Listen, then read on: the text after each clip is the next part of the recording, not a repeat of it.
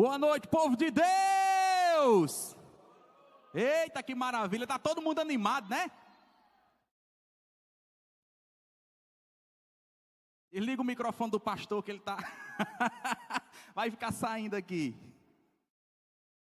Deixa eu me posicionar aqui. Que maravilha, irmãos, que dia memorável para nós, né?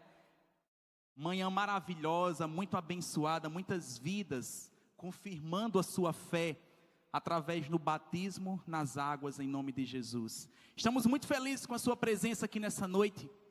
Nós estamos trabalhando nesse mês de dezembro uma nova série de mensagens intitulada Qual o meu propósito? Na semana passada, pastor Alessandro trouxe aqui qual o meu propósito diante de Deus.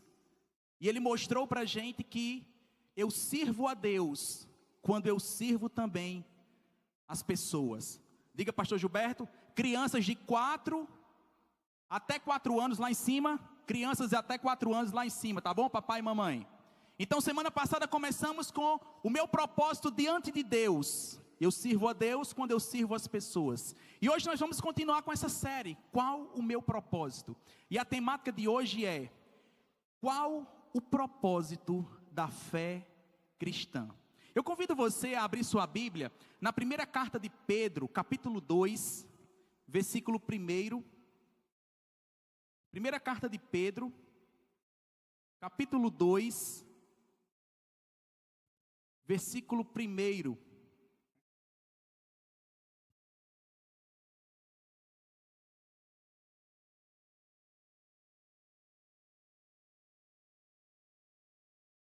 Nós vamos ler, amados, até o versículo 10, tá bom?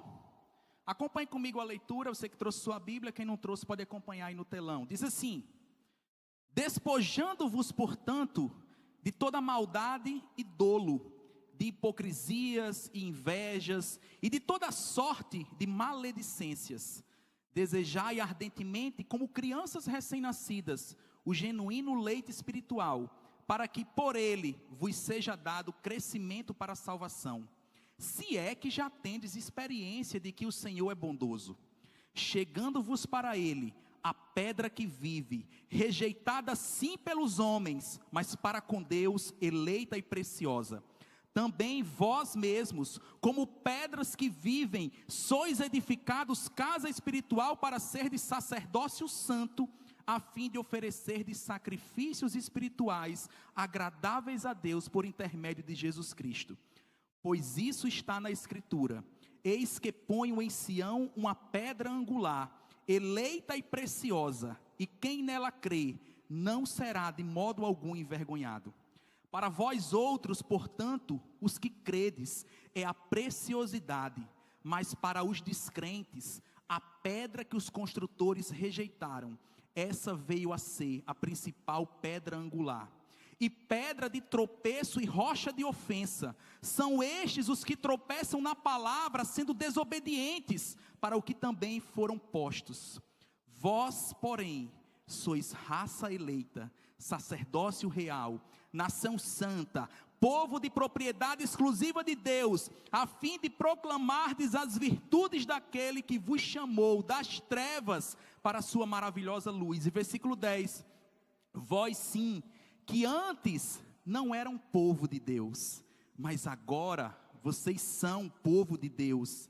Antes não tinham alcançado misericórdia, mas agora alcançastes misericórdia. Amém, glória a Deus. Queridos, Pedro, ele é o autor dessa carta que leva o seu nome. Ele escreve 2 cartas ao todo.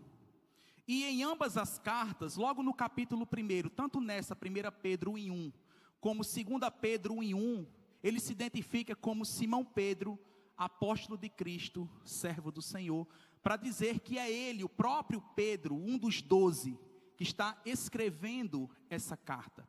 E é interessante que essa carta de Pedro, ela é conhecida como a carta da dispersão. Como assim a carta da dispersão? Foi mais ou menos nesse período em que Pedro está escrevendo que aconteceu a diáspora dos judeus. E vocês conhecem a história, já devem ter caído alguma questão no Enem que vocês responderam sobre isso.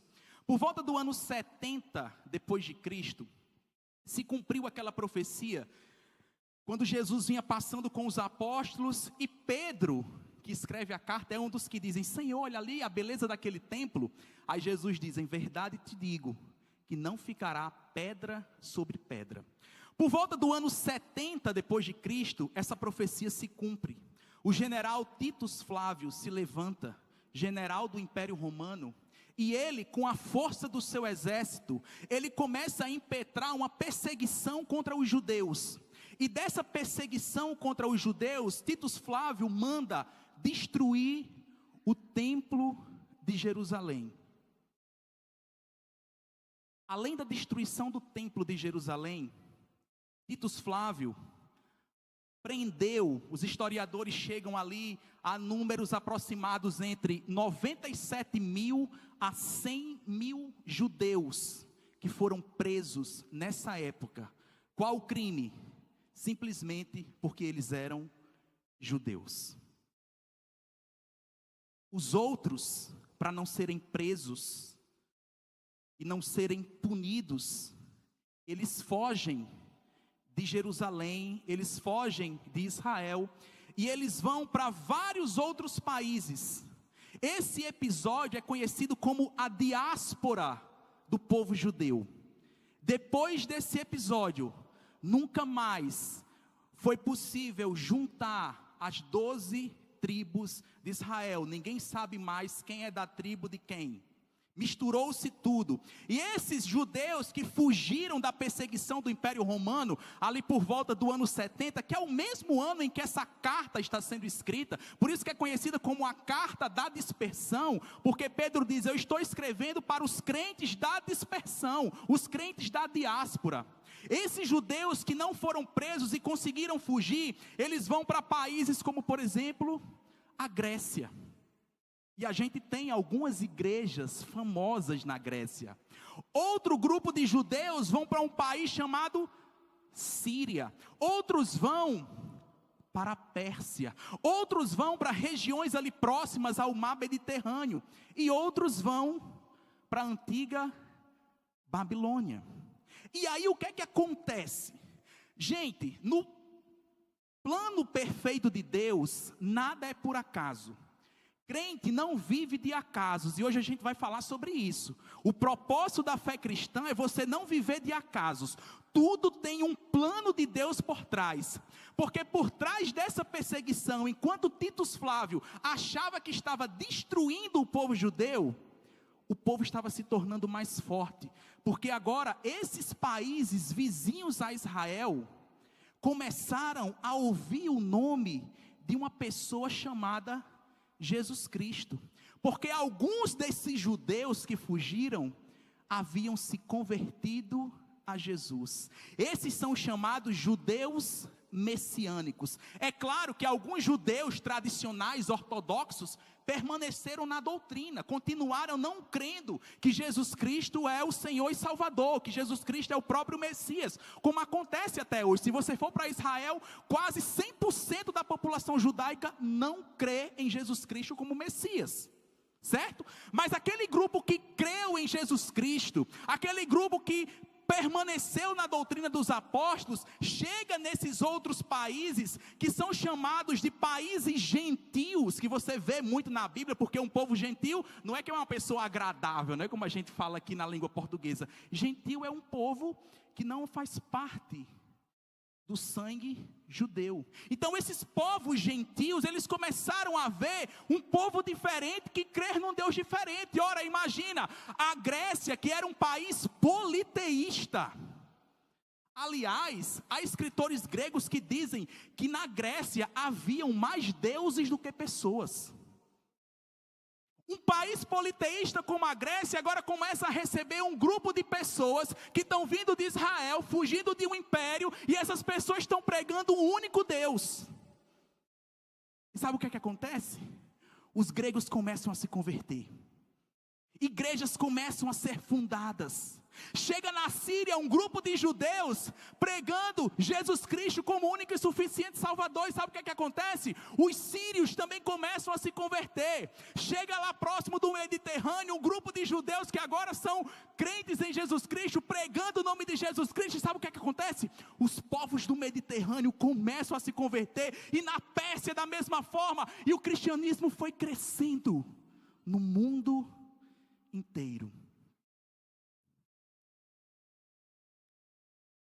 Só que esses novos crentes, que agora se convertem, não mais em Israel, fora do território israelita, eles começam a ser perseguidos também. E essa carta de Pedro é conhecida como a carta da dispersão por dois motivos. O primeiro motivo é esse que eu falei para vocês. Os judeus daquela época foram perseguidos e foram dispersos. Mas sabe para quem é que Pedro também escreve essa carta? Para mim e para você hoje, em 2025. Ele olha para o futuro e escreve para os crentes de hoje, que são forasteiros, porque nós estamos no mundo, mas nós não somos desse mundo. Nós moramos aqui, mas não permaneceremos aqui para sempre. As coisas dessa vida são passageiras. Nós somos forasteiros aqui em uma terra estranha. Então Pedro escreve essa carta também, meu irmão, minha irmã, para mim e para você. E eu acho fantástico Pedro. Pedro é um personagem que tem um carinho especial no meu coração, porque Jesus, ele teve que tratar com Pedro de muitas maneiras diferentes, porque o temperamento de Pedro era diferente de todos os outros. Aí esse Pedro, que já foi um cara difícil no passado, que já foi um cara duro, que já foi um cara brigão, que já foi um cara que disse que ia com Cristo até a morte, que foi um cara que negou a Jesus quando o galo cantou, ou antes do galo cantar.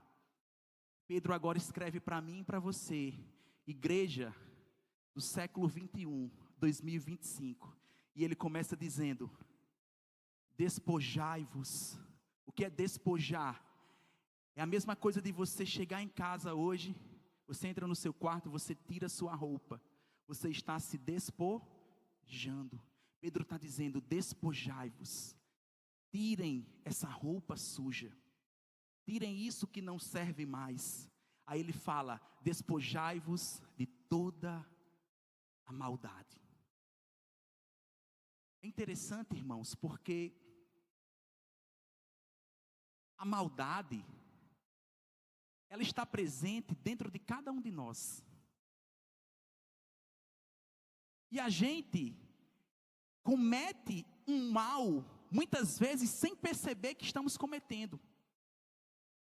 O apóstolo Paulo diz assim, né? Quando eu tento fazer o bem, o mal já pratiquei. Quando eu penso fazer o bem, o mal já fiz. O bem que eu quero, esse eu não faço. O mal que eu não desejo, esse eu começo a praticar. Quantas vezes você, de repente, alguém chegou até você e veio falar, e você, de maneira ríspida, grossa, deu uma resposta para aquela pessoa, e aquela pessoa saiu com raiva de você. Aí depois, no outro dia, você para e pensa: meu Deus, não era para mim ter dito aquilo não, era para mim ter respondido de outra forma. O que é isso? É o mal que existe dentro de cada um de nós.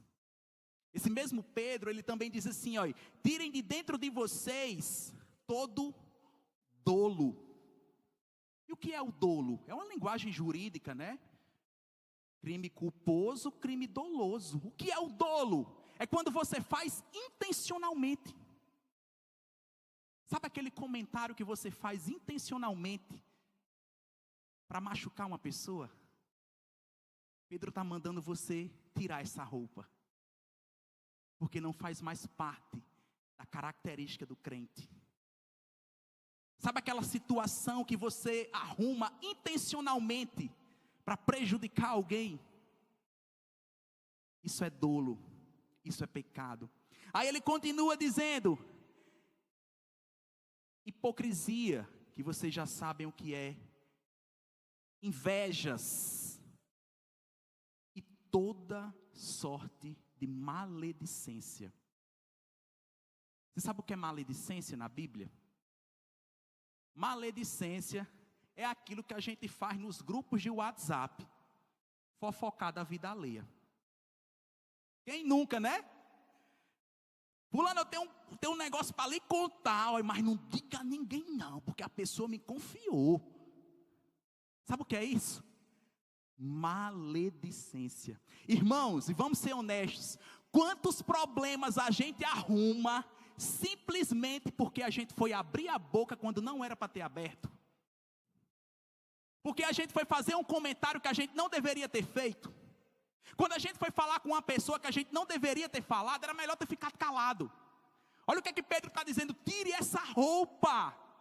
É a maledicência. O propósito da fé cristã está em você se despir de todas essas coisas que parecem pequenininhas e parecem insignificantes, mas que aos poucos vão minando a nossa fé, que aos poucos vão nos destruindo. É uma coisinha aqui, é outra coisinha ali, amanhã mais um pouco. E a Bíblia nos orienta dizendo assim, tenham cuidado, não é com as raposas grandes não.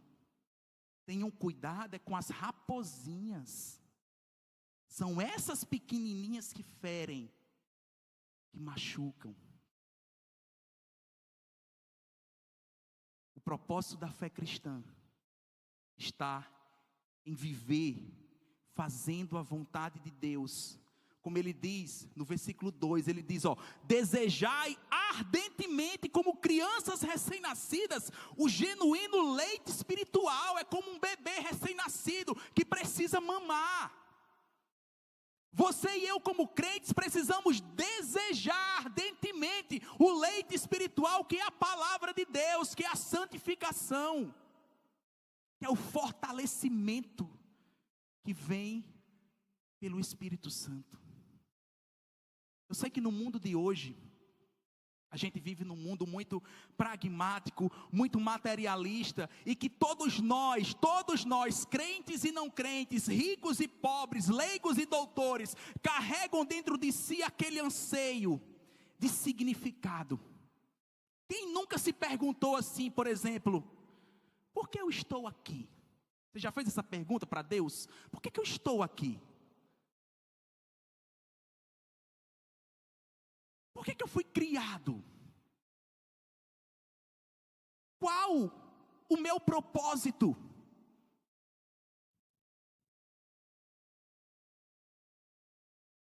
E lá fora vão dizer para você que o seu propósito é você investir na sua carreira profissional.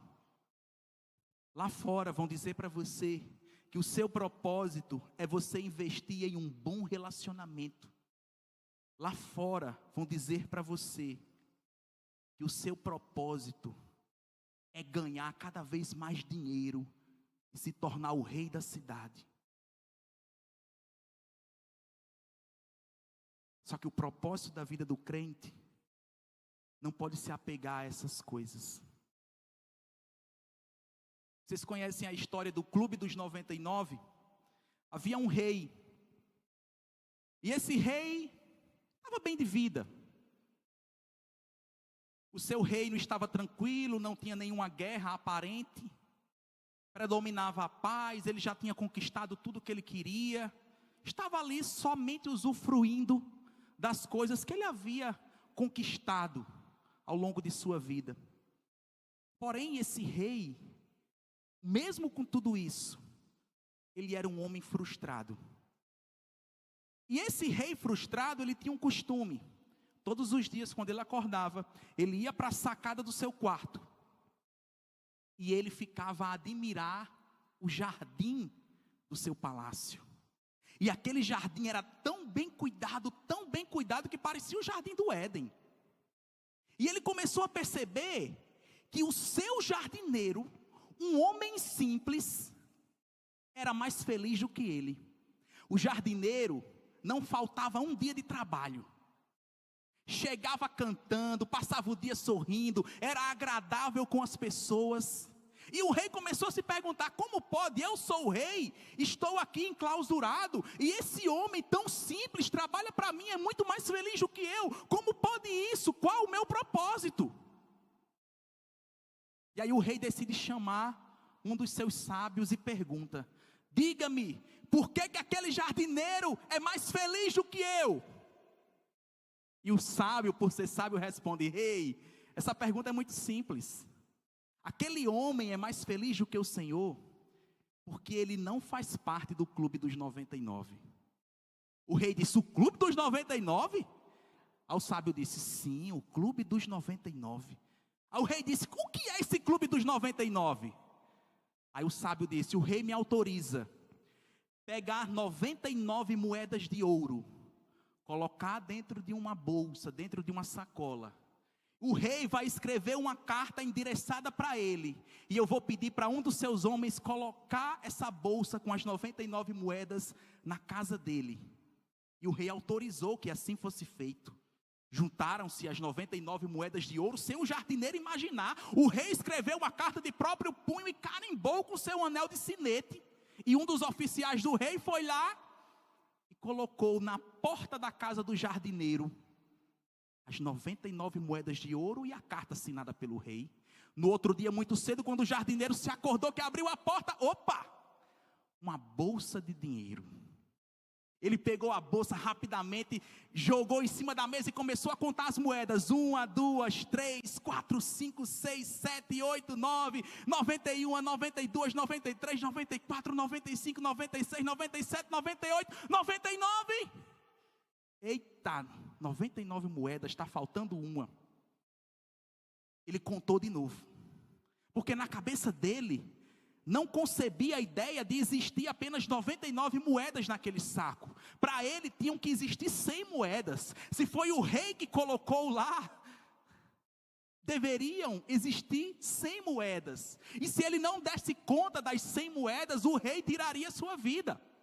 E aquele homem ficou como louco, procurando aquelas moedas pelos 4 cantos da casa, olhando nas ruas, mas no fundo só tinham 99 moedas no saco. A partir daquele dia, aquele jardineiro mudou o seu semblante. Ele não ia mais trabalhar feliz e contente como ele fazia no passado. Ele começou a faltar, ele começou a murmurar, ele começou a tratar mal as pessoas. A vida daquele homem se resumiu a encontrar a 100ª moeda. Até que chegou o dia que o rei chamou aquele jardineiro e o condenou à morte, porque ele foi uma pessoa infiel. Moral da história: o rei deu a ele tudo o que ele precisava, mas aquele homem, com tudo o que ele precisava, ele ainda achou que não era o suficiente. Sabe o que o Clube dos 99 nos ensina, irmãos? Que às vezes Deus é como esse rei. Deus já lhe deu tudo o que você precisa. Deus já lhe mostrou qual o seu propósito de vida aqui na terra. Mas você insiste em nadar contra a corrente. Você insiste em recalcitrar contra os aguilhões. Você sabe qual é o significado de recalcitrar contra os aguilhões? Você já parou para pensar? Sabe o que significa isso? É como a gente diz aqui no Nordeste: dar murro em ponta de faca. Tem crente que vive dando murro em ponta de faca. Olhe para a sua vida. Olhe quanta coisa Deus já fez por você. Além da salvação, que é o maior dom que você pode receber. E a salvação é a garantia de que quando essa terra, onde você é forasteiro, porque você não é daqui, quando tudo isso aqui passar, você vai permanecer para sempre com Ele. Além dessa salvação, você pode também olhar para as coisas que Deus faz aqui para você. Você tem uma família linda. Você tem uma igreja para se congregar. Olha que igreja maravilhosa a gente tem, irmãos.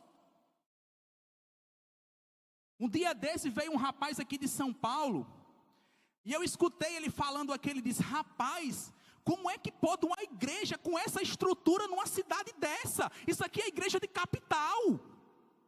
Olha a maravilha que Deus dá para a gente. Lá em Várzea Grande, Mato Grosso do Sul,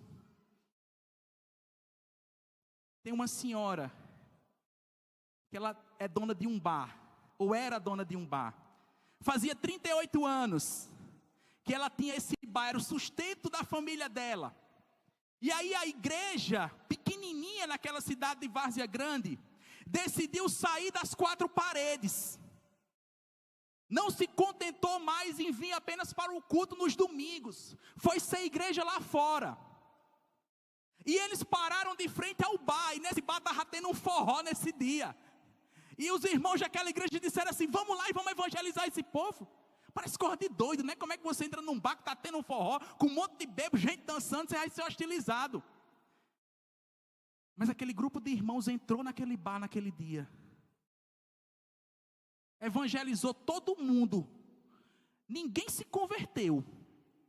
Mas faltava uma pessoa ser evangelizada, que estava lá na cozinha preparando a comida, os tira-gosto. Sabe quem era? A dona do bar. Quando eles pregaram o nome de Jesus para aquela mulher caiu de joelhos, ajoelhada, caiu de joelhos, reconhecendo Jesus Cristo como o único e suficiente Salvador de sua vida. Ela fechou o bar, e hoje onde era o bar é uma igreja. É a famosa igreja sem parede de Mato Grosso do Sul. A igreja lá não tem parede não. Você passa lá, os irmãos estão lá reunidos, adorando o nome de Jesus. Aquele grupo de crentes entendeu o propósito de sua vida. Sabe por quê, irmãos? Porque Pedro, quando ele vai discorrendo esse capítulo 2, ele vai dizer assim, no versículo 5: vocês são como pedras que vivem. Você, crente, é uma pedra que tem vida. Você não é algo inanimado, pelo contrário, tem vida aí dentro. Tem sangue correndo aí debaixo dessa pele. E essa pedra que é você tem vida, sabe por quê? Porque o próprio Pedro vai dizer: porque vocês estão edificados espiritualmente na pedra angular que é Jesus Cristo. E sabe qual é o seu propósito? É você fazer outras pedras inanimadas viverem. É você levar o nome de Jesus para os quatro cantos, onde você estiver. Porque Pedro finaliza dizendo assim, estou pulando os versículos por conta do tempo, claro. Olha como é que Pedro finaliza lá no versículo 9, e isso é maravilhoso. Ele diz assim, vós, porém, vocês, povo de hoje, são raça eleita. Olha que maravilha. Raça eleita. Aí ele continua: sacerdócio real. Você, meu irmão, minha irmã, é sacerdote do Rei dos Reis e do Senhor dos Senhores. Não existe nenhum cargo nessa vida que seja superior a isso. Você é sacerdote do Rei.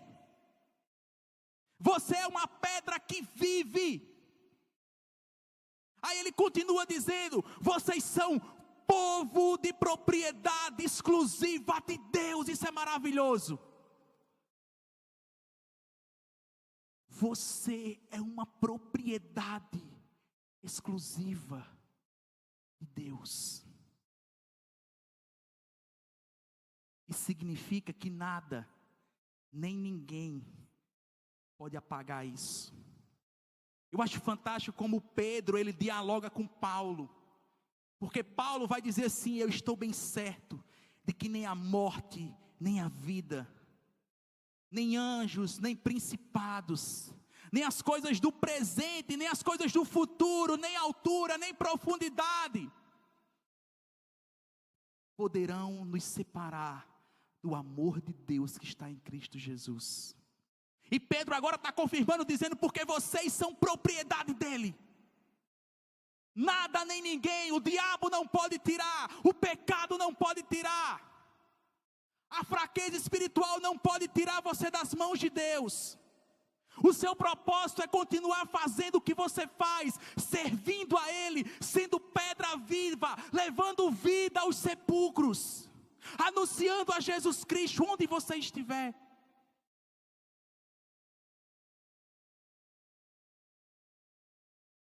Você tem que se fazer de ouvido para os surdos, de olhos para os cegos, de pernas para os aleijados.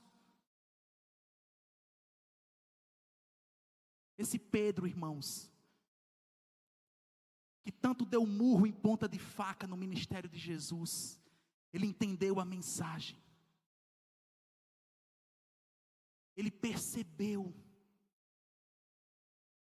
E ele finaliza dizendo: vocês, no passado, não eram povo, versículo 10. Mas agora, vocês são povo de Deus. Antes, vocês não tinham alcançado misericórdia. Mas agora, vocês alcançaram essa misericórdia. Sabe o que aqui significa? Significa que você está aqui nessa noite é por conta da misericórdia de Deus. Porque Deus poderia ter olhado para você e ter dito: hoje fulano de tal vai parar de respirar. Hoje eu vou chamar Cicrano. Mas Deus lhe deu mais uma oportunidade, mais um dia, mais uma semana, por conta da misericórdia dEle. Você não precisa ser um doutor de Bíblia, falar vários idiomas, ter um curso teológico, embora seja importante. Você não precisa de nada disso para pregar o Evangelho, para entender que o seu propósito nessa vida é trazer novas pessoas ao arrependimento, é tirar a roupa suja da hipocrisia, da inveja, da maledicência, da maldade, do dolo. O seu propósito nessa vida é desejar todos os dias o genuíno leite espiritual que provém do trono da graça de Deus. E para a gente finalizar, pare e faça uma reflexão, uma introspecção consigo mesmo. Pedro diz no versículo 9 que nós somos sacerdotes reais. Como tem sido a sua vida de sacerdote dentro da sua casa, dentro do seu trabalho, do condomínio onde você mora? Como você tem levado, se comportado? Como você tem cumprido esse propósito de ser um sacerdote real? O seu propósito de vida, crente, não é um 007, um agente disfarçado que ninguém tem que saber. Pelo contrário, é um propósito que tem que ser anunciado.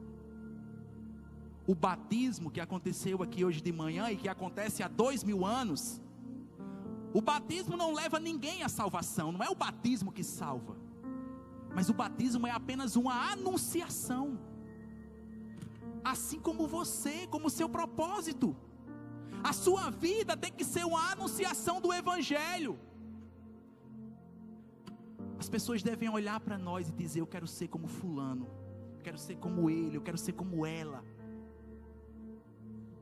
E deixa eu dizer para você, para a gente finalizar de vez agora.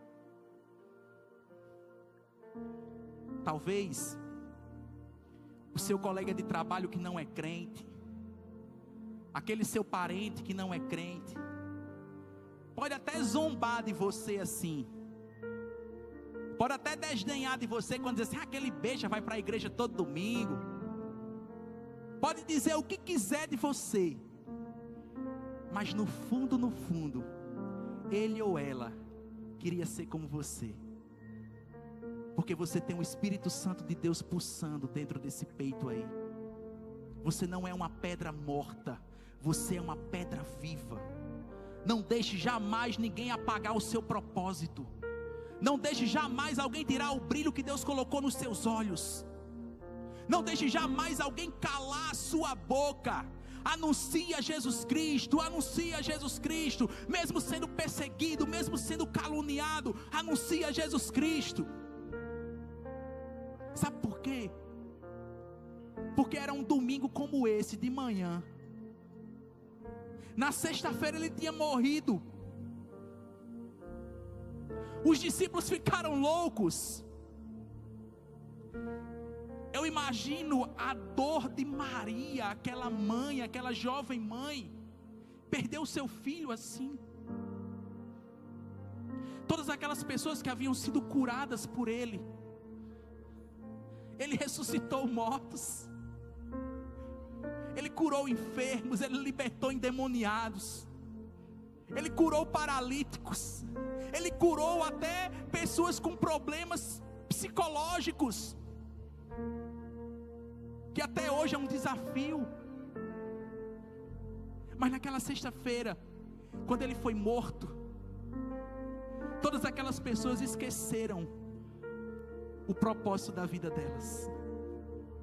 Esse Pedro aqui que nós acabamos de ler, Pedro disse assim: acabou, agora eu vou voltar a pescar.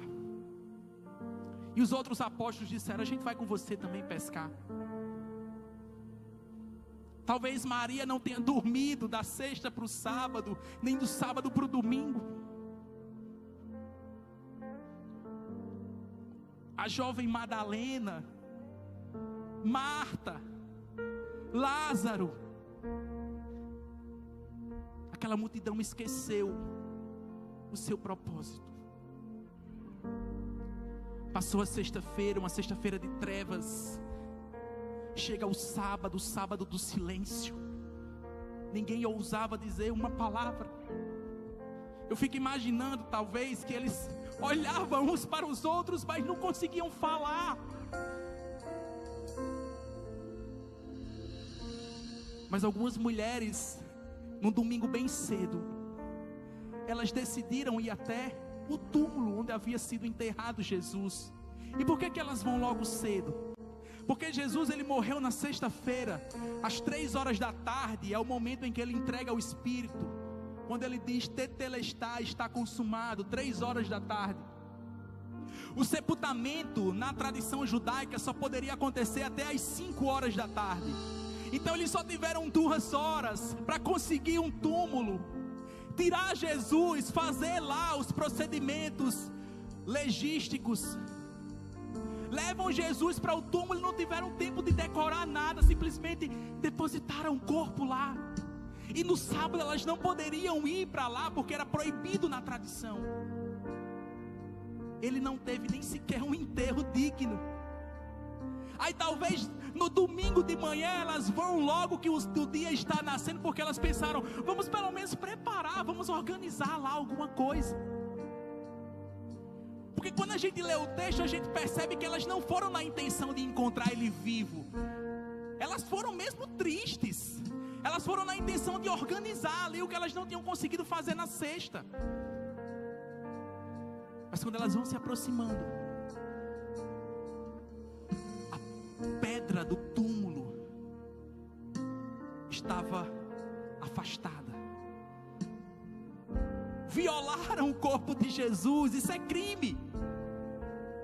Só que o mais maravilhoso é que tem um anjo sentado em cima da pedra. E o anjo faz uma pergunta para elas e diz assim: por que vocês estão procurando entre os mortos aquele que está vivo? Ele não está mais lá. Ele ressuscitou. O seu propósito é anunciar para os quatro cantos que Jesus ressuscitou. Você não crê em um Deus morto, sepultado, não. Você crê num Deus que não está mais lá. Se Cristo não tivesse ressuscitado, diz o apóstolo Paulo, a nossa crença, a nossa fé seria vã. Mas porque Ele ressuscitou, nós estamos aqui nessa noite. E eu quero convidar você nesse momento a se colocar de pé. E nós vamos entoar essa canção.